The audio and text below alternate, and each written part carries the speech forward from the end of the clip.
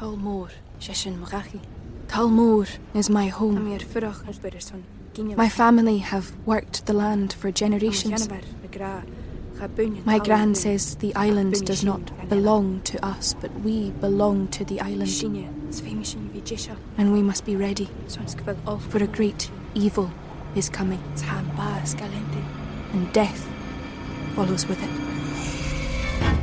Listen and subscribe to the latest season of Undertow, The Harrowing, a Storyglass production presented by Realm, available wherever you get your podcasts. Contained herein are the heresies of Radolf Buntwine, erstwhile monk turned traveling medical investigator. Join me as I study the secrets of the divine plagues and uncover the blasphemous truth that ours is not a loving God, and we are not its favored children. The heresies of Radolf Buntwine, wherever podcasts are available.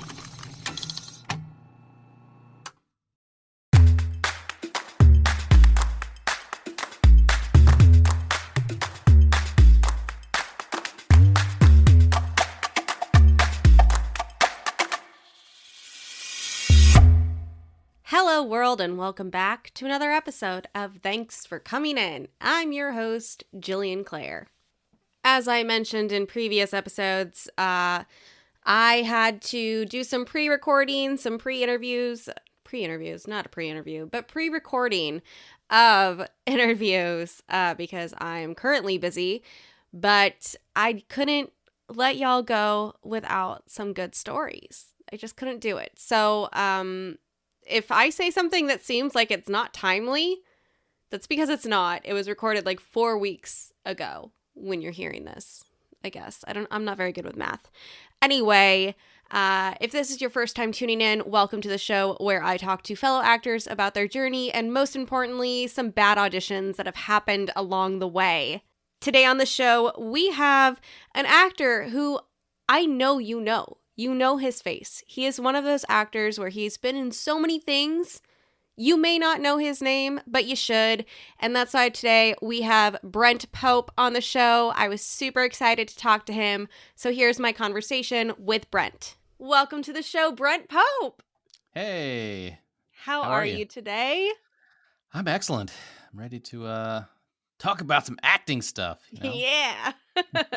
Talk about the acting. I was looking at your website and your IMDb before coming on here, and you have done what seems like every show in the recent 10 years on television. It's like you're just popping up everywhere.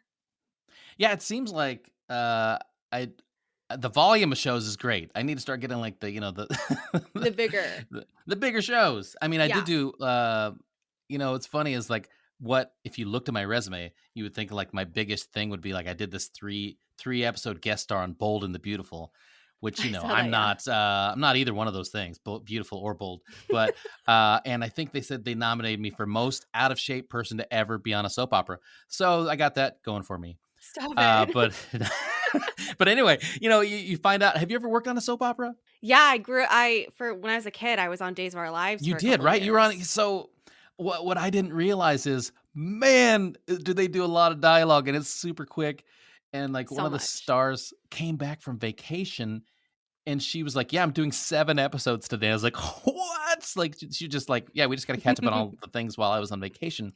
But what was crazy was like, I guess it totally makes sense because I was just playing this bailiff in the court, and I'm just a lot of swearing in and going out to the hallway, like, Ridge, Thornhill, things like that. But the camera's literally never on me. You know what I mean? Because it's always on the star, like I'm kind of dirty in the thing, and they're like swearing and they're focusing on the Bible and but my mom's friends are very happy because they love watching soap operas. But it's so weird that like those things where it looks like it's a prominent role is like, yeah, it's just kind of glorified extra with a couple lines, and it was great, but it's not like what I would like to show people. Yeah, it's not what you put on the demo reel to send to casting directors. Right. Exactly. So tell me, I mean, like I said, you've done so much, but tell me what got you into this. What made you want to become an actor? Was it something that you like knew from childhood, or was it a recent discovery? It's weird because I always liked entertaining people and making people laugh. I think I discovered I was funny at somebody's birthday party at like a Pizza Hut, and I was just singing along to like that Celebration, that Kool and the Gang song, and people were like, "You're really funny." I was like, "I am? Oh, okay." But the first time I was supposed to be in a play, I was like at this church camp when I was like in, I think, first grade, and I was so shy about being on stage. I guess I didn't realize what it was going to be until the show was about to happen. And they started doing the actual rehearsals on stage. And my mom came to this play at the church camp and didn't realize I had quit the play like a week before. So I wasn't in the play that she came to see. And the whole time leading up, she's like, "Oh, can't wait to see you in the play today." And I'm like, "Yeah, totally." And then like, I just wasn't in it. Oh my gosh. Yeah. So you bailed in first grade. I bailed in first grade. And then I had a couple cousins that like, I grew up in a very small town in Nebraska. I mean, I was born in the Philippines, but at like 6 months old, I'm in Nebraska. My family owned like a dairy farm. We had like 40 cows, the black and white cows that you always see. And so anything to get out of my dream, milking the cows all the time. I would play every sport. I would try to be in every play once I got old enough where they're like, "You got to help on the farm." And I was like, "Oh, I got this play and I got this baseball game and all this stuff." But I had cousins that were older that were like, they were the stars at the school. And I looked up to them so much. And God, I hate to say this because my one cousin is so cocky about it because he lives in Nebraska and he's like, "You wouldn't be an actor if it wasn't for me. I was your hero." And I'm like, okay, take it back a notch, But yeah, so I started doing plays in high school, and then of course for me, like having a Filipino mom, there's a very like thing about being practical, and going to school for theater in college was just like, well, what are you going to do except what if the acting doesn't work out? All you can do is act or teach acting. So I did broadcasting, which I thought was kind of a happy medium where I'm still performing. I could work at a TV station or a radio station or maybe even a newspaper, but still kind of be an actor, someone that made people laugh. So that's what I did. And then I got out of college and I hated all of those things. I didn't hate them, but they weren't my passion. I worked at a TV station. I worked at a newspaper. I wrote humor columns while I was in college. And so I came out to LA. It's over 20 years now. Which is funny because I have my own podcast, and I just had somebody on that they asked me when I moved to LA, and I said 98, and they go, "Oh, that's the year I was born." And I said, "That's great." I feel so old now. Like literally, and she didn't mean it in a bad way, but like she literally was born the year I moved to LA, so but I came out here to I thought I was going to be a writer, and then I just was doing improv comedy and sketch comedy for probably like 10 years.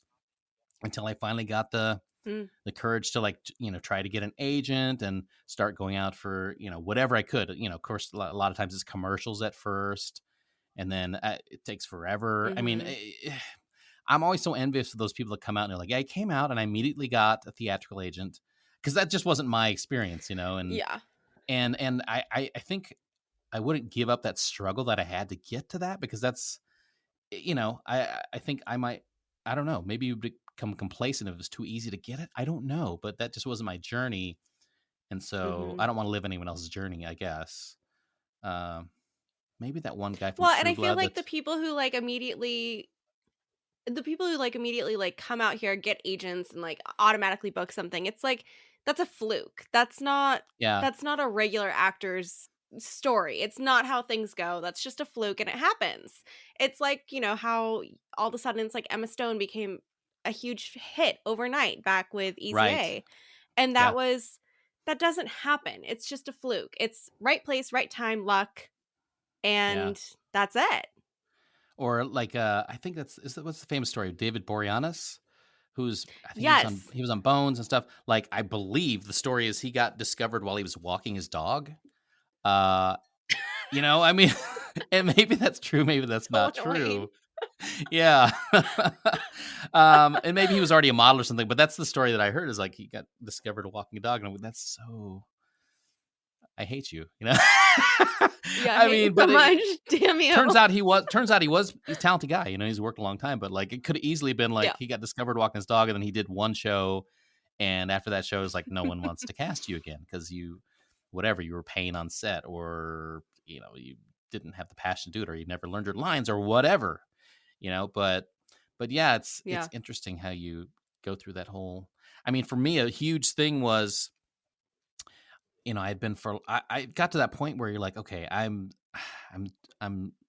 struggling a little bit. I'm doing commercials, but not as many as I want, and I'm not really getting TV auditions. And I just started making my own stuff, you know, because you know how it is. Sometimes casting is like, unless you actually do something on camera, and maybe even if you do, they still don't think you can do it. But if they see it, then they can kind of picture you in those type of roles. So I did, you know, a couple web series where I was just playing a bunch of different types of characters, and I ended up getting like a manager that I didn't have enough credits for this manager, but she saw my reel and saw one thing that I did and was like, that's really interesting. And she signed me just from that, you know, and then it makes I don't know if you had this person in your career where it's like, you're always advocating for yourself. You have to be your own number one fan. Even though people say actors sometimes are like kind of self-centered, you have to be your own number one fan. Because if you don't believe in yourself, you have to be. No one else will, right?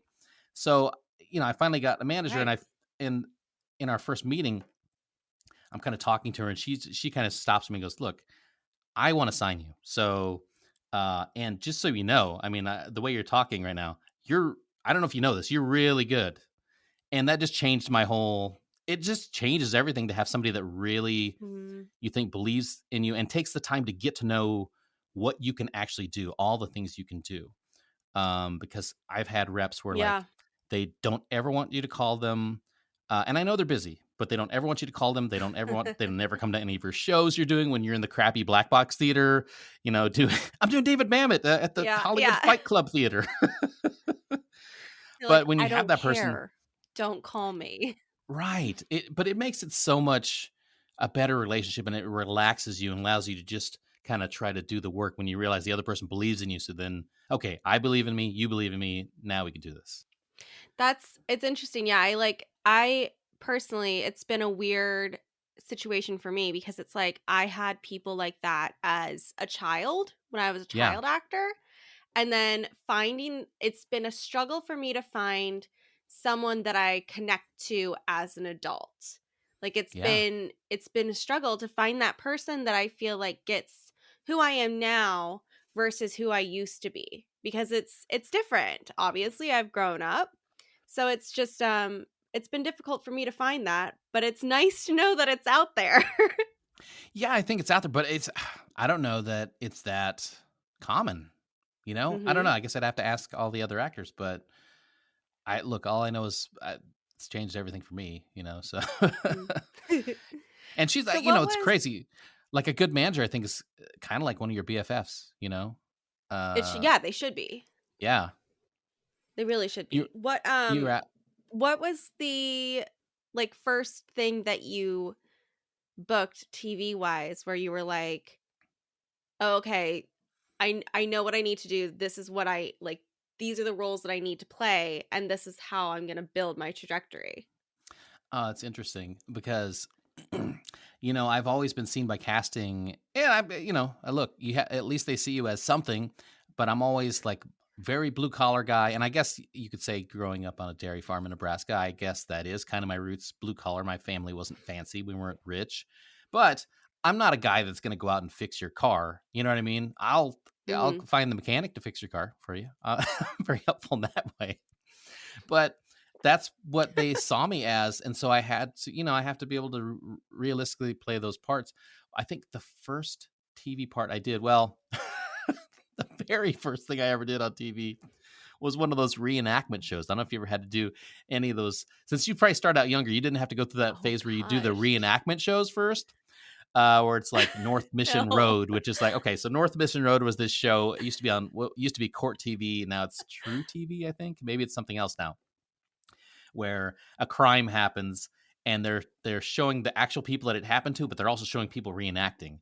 And so this guy this North Mission Road was all about crimes that were solved by the coroner. So this guy had, I don't remember if he killed his friend or his wife, and he decided, killed them with a piano wire. And he decided, I'm just going to throw them on the railroad tracks. And then when they get run over by the train, all the evidence will be destroyed, right? Well, they still look like they got strangled by piano wire after they got ran over by the train.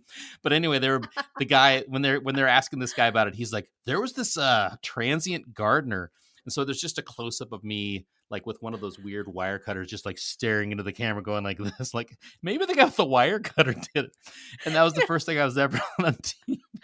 It's ridiculous. But then, and then I move on to like, I think it was Cartoon Network. I did a show called Incredible Crew, and it was kind of crazy because I don't know that it's that well known of a show. It was on for a few years, but the producers on the show were Nick Cannon and Mikey Day, who are both huge now. And Mikey Day was actually on set that day, and so that was kind of cool. But I'm just like, and it was literally just one of those silly kid shows where I show up with a box and I'm like, hey, I got this package for you. They're like, we didn't order anything, and I just got it. Just take it. And then it's a bunch of shaving cream. And of course they fill the entire house with the shaving cream, and they do a whole song about the shaving cream. And then I knock on the door. I was like, hey, that shaving cream wasn't for you. Oh, oh, what'd you do? Fill the whole house with shaving cream? Like literally. And then you're like, I'm on TV, but what am I doing with my life? Yeah, I don't know. It's why is this happening? Why is this happening? And then, then like now I'm at least a lot of times I'm the guy. It's like, if something is broken on the show or something needs to get towed, that's always me. The elevator breaks, I'm the guy that's going to pop his head through the elevator when everyone's stuck. Hey guys, don't jump up and down because you're going to, stabilizers aren't, whatever. I don't know what that means, but I say it. Silicon Valley, I became I had one scene on Silicon Valley, and now I'm always the official tow truck driver for Pied Piper. So that's what. So I think what I learned was I can do those parts, but what I had to do is, and you and I don't know each other. One thing during the pandemic that I decided is like I can't get out of these roles where I'm just like fixing things and whatever. And part of it was I had a shaved head. And I think that's just a certain look that you have when you have a shaved head. It's harder to get those bigger roles for whatever reason. It's just what it looks like. You played that part a bunch. And so I decided all my friends thought I was bald. Like, and no, I've just been clipping my own hair for like 20 years. So I grew my hair out now. And it's crazy because I skipped the whole like patchy gray part. Now I just have the cool like silver streaks on the sides, and it looks pretty awesome to me. And I'm glad but now I'm starting to go out for some bigger parts. But now the issue is, and you know this, you change your look and all of a sudden the cast director is like, wait, who is this guy? Have I ever seen him on anything? Yeah. Even though they see your resume. So now I'm kind of like being reintroduced to all the casting directors as a guy that's in slightly different parts. Maybe now I'm going to be the middle manager, You can shop from anywhere doing pretty much anything. You might shop while working, eating, or even listening to this podcast. And however you shop, we all know and love the thrill of the hunt. But do you also know how to get the thrill of the best deals? Because Rakuten shoppers do. With Rakuten, they get the deals they love with the most savings and cash back. And you can get it too. Start getting cash back at your favorite stores like Sephora, Nike, and even Expedia if you're looking to get some travel in. And getting cash back doesn't mean you have to miss out on sales because those can just be stacked right on top. It's easy to use and based on a simple idea. Stores pay Rakuten for sending them shoppers, and Rakuten shares the money with you as cash back through PayPal or check. Download the free Rakuten app and never miss a deal. Or go to Rakuten.com to start getting the most bang for your buck. That's Rakuten.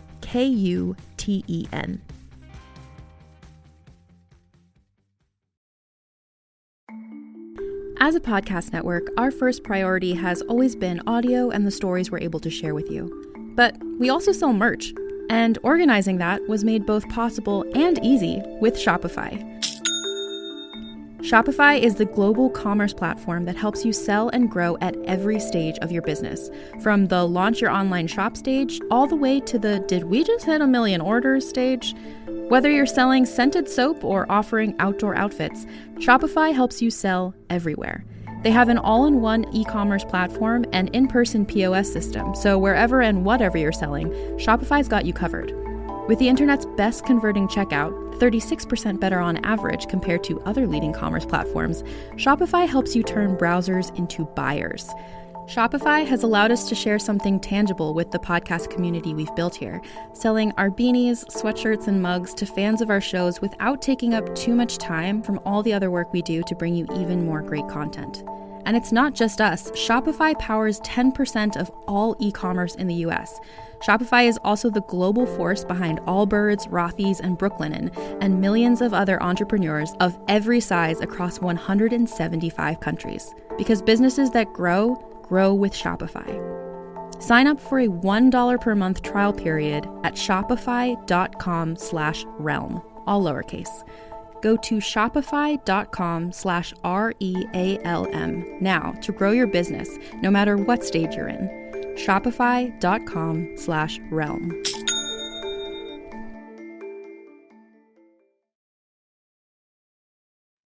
And the other issue with that is always like, okay, now you have to pay the $600 for headshots. Then I gotta spend the $300 to upload it onto all the casting sites, and I have to do this and that, and it's like all of a sudden you've spent $1,500 because you just wanted to change your hair. Yeah. And then if somebody says something like, I don't know, you sure you don't want to go back to bald? You're like, get out. No. Get out of my house. Leave. Just get out. I just had an offer on, I don't want to say what show it was, but well, whatever. I kind of had an offer on a late night show to play a part, but they wanted me to shave my head to look like Kim Jong-un. And I was like, oh man, I don't think I can do that. And I didn't do it. And the guy ended up getting a part, looked great and good for him. I was trying to convince him, like, maybe you could just shave, if you're just going to see the back of my head, maybe you can just shave the back. And they're like, no, we got to shave the whole thing. And I was like, because I had done an internet video where I was playing him. But at that point I was shaved bald and just had a toupee on top. I didn't actually have that haircut. So it's a weird thing. Cause now I can't do those roles where they want a shaved head guy, because it takes too long to grow your hair back. Yeah. And it's funny. It's like nobody in this town has imagination except for if you're like an A-list star, and then they're like, we can make you look 20 years older and have this color hair, and you can even have different colored eyes. Yeah, right. But if you're not that A-list guy, they're like, you don't look exactly like what you're like, And I get it, it's they have a certain budget and they can't buy everybody a wig, and but it's a weird thing to navigate. It is. Speaking of navigating, on this show, we like to share audition stories, and I know you have a couple that are fun and interesting. So would you like to share them with the audience? Sure. I think I've got one that's like really lucky, one that's really unlucky, and one that's like, what happened? So I guess I'll start with the really lucky one. Maybe I shouldn't tell you what they are. So first movie, like indie film I ever went out for, and I was just so happy just to have an audition for an indie film, and it was like 2 lines, and it was a movie called Insight that was starring Natalie Z. If you know who Natalie Z is, I think Christopher Lloyd had a very small part in it. I think maybe Thomas Ian Nicholas had a small part in the movie too. Anyway, I was super happy to go out for it, and I walk into the casting director's office, and she immediately says, "Oh my God!" And me being an improviser, I was like, I didn't know who she was, so I'm just going to feel it out, right? And I go, hey! And she goes, where have you been? I haven't seen you since. And I'm thinking, like, I do not know. I have never met this woman before. I'm sure. I've never met her before. But she says, I haven't seen you since. And I go, I know, right? So I just keep playing it off. And she's like, I mean, whatever happened with that? And I was like, shh, don't even get me started. Like, and so anyway, she booked me on the part. And because she thought she knew me, probably partly. Never met her before. Never met her since. So that was a really lucky time where it's like somebody thought they knew me and they cast me in a role. And I don't know if later on she found out I wasn't that person, was just like too embarrassed to like uncast me. But hey, I'll take that one. And so I also have that thing where you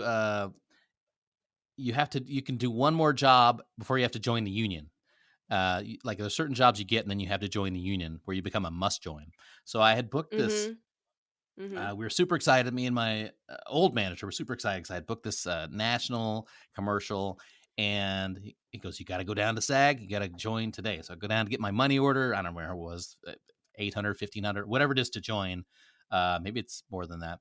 And I'm in line. I'm next in line to pay my money and join SAG. And I get a call from my manager. He goes, hey, funny story. Did you already join SAG? And I said, no, I'm next in line. He goes, do not join. Do not join. And I was like, what happened? And he goes, I don't know. I was talking, I guess, they sent your stuff out to some ad guy. And this one ad guy said, he looks like this guy that I hated in high school. So I don't want him to be in the commercial. So. Oh my God. And, no one that sees the commercial will know that I was the guy that looked like they hated, that he hated in high school. But so that's really unlucky, And, oh gosh, what was the other story? That's awful. Yeah, so, that's just, it's just so annoying. Like this guy that, he doesn't really care. He does enough ads probably in like his lifetime. He doesn't care about this one ad that much. And he got rid of you and took your job. I know. Yeah. And it's so, and then I literally was like 3 more years before I got to join the union after that. You know what I mean? Like, so I couldn't go out for any of those TV roles because I don't know if, the audience, if you're not actors or, not in the entertainment business, if you're non-union, you're not really going out for those big TV shows because they have to pay a fee to and they don't want to pay an extra fee to what is it called, Taft-Hartley, which is like an old law from a long time ago. They don't want to pay to have somebody that's not in the union join the show if they're not already in the union. So yeah, so it's like that added another 3 years to like me trying to get in any movies or TV shows that were that you would actually see somewhere that weren't non-union, So yeah, but that's so frustrating. Oh my gosh. Yeah. But we look back on it and laugh, right? Yeah, you have to. You just have to. So I had one of my favorite shows. This is my other third audition story, which is like one of those just kind of bizarre. I don't know if you've ever seen the show Better Things on FX. It's Pamela Adlon, who's like Pamela. I love her so much. She's just like, I love her career. I love how long she's been working. So many great things she's done, and she got her shot to be like, the star of this show. Later than when you would have wanted. I think she was in her 40s already, and so I go in for this audition. I'm like, when you're going after your favorite show, you try to not think about that, but you really. It's hard to not think about that. I really love this show and I really want to do a good job in this audition. And so I go in for the audition and I walk into the room and the reader is one of the series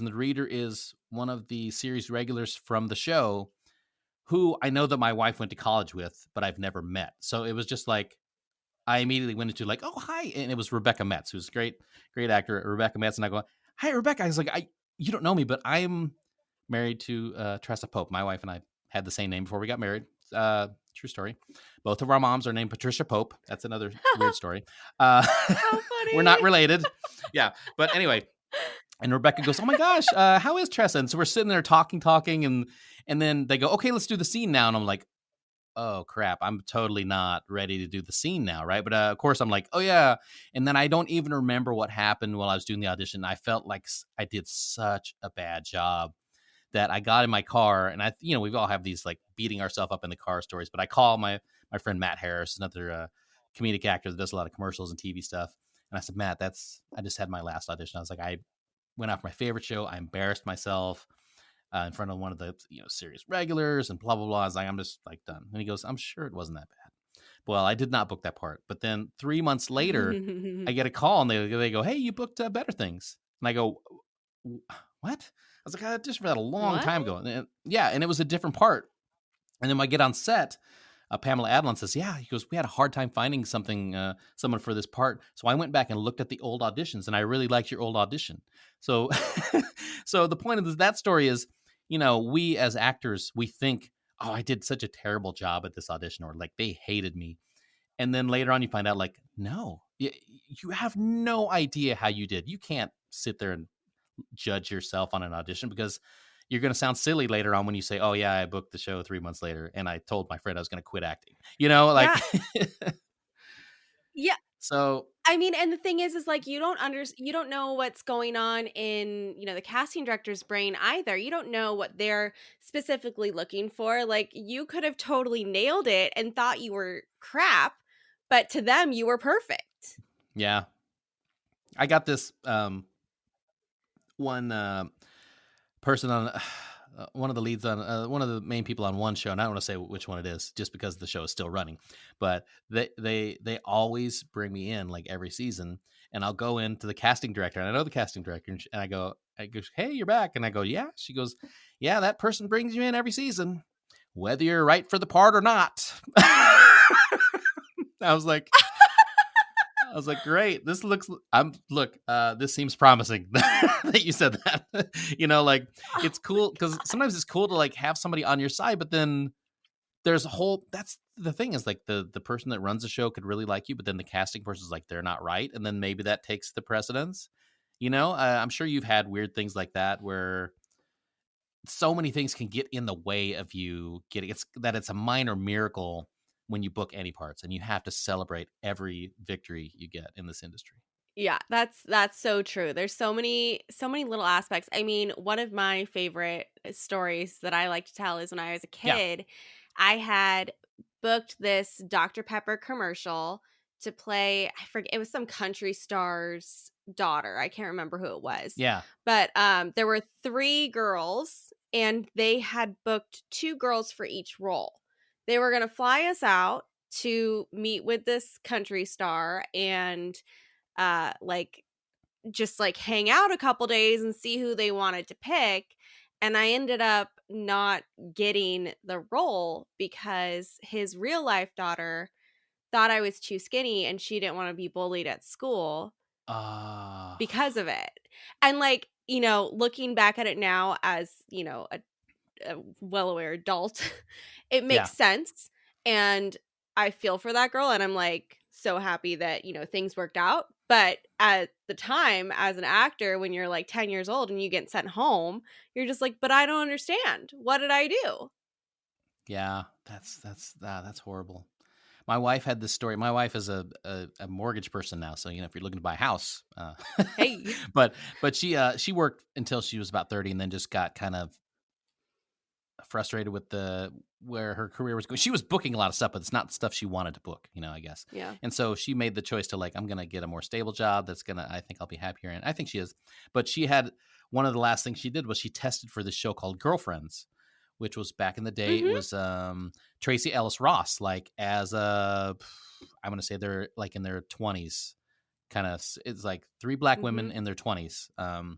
Show, and it was very popular. It was on for a while, but she got down to the last 2 I think it was her and one other person for the role, and she basically, one of the reasons she didn't get the part, one of the main reasons, was she looked too much like Tracy Ellis Ross, and they're like, you're not supposed to be her sister and you look like her. They even made her straighten her hair and do all this stuff, and there's you still kind of look like her. So so many things that can get in the way, and that's so sad. Who knows why you don't get a part. It's not not fair. Who knows? It's not fair when you get it either, to be honest. There's nothing fair about it. It's just it happens or it doesn't happen.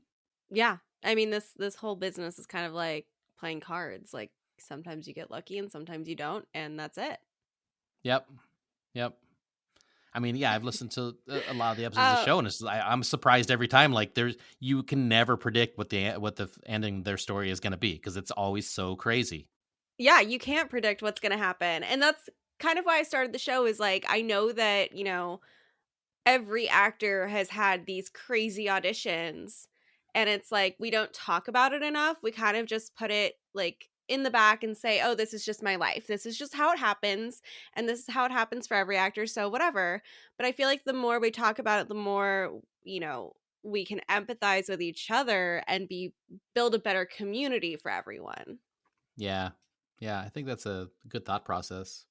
The more you talk about it, the more it's almost like therapy, right? Yeah, it is like therapy, because I mean, this business can really, really eat at your mental health, from getting that no so many times, or having those obstacles come up where you're just things that you can't control. And I think it's important that we all talk about it so that it just it feels like you're in it together with other people. Right. Yeah. I think that's really smart, and there's endless numbers of stories of auditions too. Yes, there are. Because your or my next audition might be one of those stories again. Who knows? Exactly. Well, I have so enjoyed having you on the show. Where can people follow you on social media and also your podcast? On social media, I'm mostly on Instagram. I'm on Twitter somewhat, and Facebook, but it's at Scoops Pope. Scoops, who was my cat I had for 19 years, Scoops Pope. And he was the best. He drove out in my Ford Festiva to Nebraska, from Nebraska to here with me. So, Scoops Pope, at Scoops Pope, Instagram, Twitter. I have a Facebook actor page too. Gets a lot of activity. And the show is Brentfast with Brent Pope. It's a little bit like this show, except instead of the auditions, we go out to breakfast. And then we talk about, why did you choose that? Wow. And we try to shine a spotlight on these like little eateries that may be struggling, or we just want to this is a really good place. Nobody knows about it.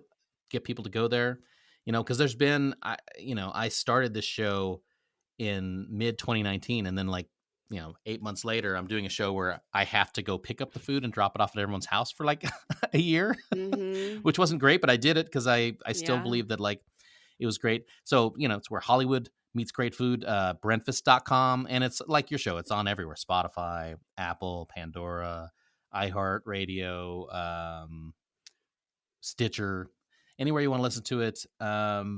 It's there. And you know what? I would love to invite you to be on my show too, because I think we could have a great conversation about food in Hollywood. I do love breakfast. I'm ready. Yeah? Let's do it. Interesting. What is is your favorite? I'm just asking. What is your favorite place in Simi Valley to have breakfast? Or in LA? What's your favorite place in LA to have breakfast? Oh my gosh. Have you ever been to, it's kind of like, it's in the valley. It's called the Hungry Fox. Have you ever been there? Oh my God. The Hungry Fox is the best. I ate there on Saturday. Bomb. I don't know if you know this. I tell this story on the show sometimes. That is the place where, if you watch The Office, there's a scene where that's where Pam and Roy did their final breakup, at the Hungry Fox. And and it's a crazy place because they make their own jam there. Yes, you have great taste. You got to come on the show. I mean, the Hungry Fox, it's one of my favorites. They have funny signage there. Hungry Fox, it definitely used to be the spot where I'd go when I had hangovers when I was in my early 20s. Sure. That was the spot. I think it also now has become for me a top 3 chicken and waffles place, because their waffles are really good there, and their fried chicken is good. It's fried hard chicken and fried hard waffles. Not fried hard waffles, but the waffles are crispy. But yeah, Hungry Fox. Look, that was the right answer. Love the Hungry Fox. Awesome. Well, I thank you again so much for coming on. It was so much fun to talk to you, and I can't wait to get breakfast with you. Yeah, sounds great. Thanks for having me on. This is really fun and therapeutic. Thanks again to Brent for coming on the show and spending a little time with me. I'm very excited to go get breakfast with him. I'll let you guys know when that happens so you can give his show a listen. And if you're not already listening to it, make sure to tune in. I'll put a link in the show notes so you can check it out. If you aren't following the show on social media, make sure to do that. We post really fun IGTVs every Friday and some other fun graphics and stuff. And it's also a place where we can connect and you can tell me who you want to hear on the podcast. Make sure to give us some love, rate us, subscribe, review, those fun things. Tell your friends, tell your family. And as always, thanks for coming in.